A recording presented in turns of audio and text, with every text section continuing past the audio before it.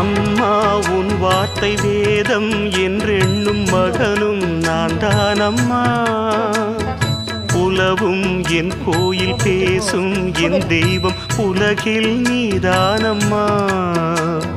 தாயே உன் கண்ணில் துளி நீர் கண்டாலும் இதயம் தாங்காதம்மா.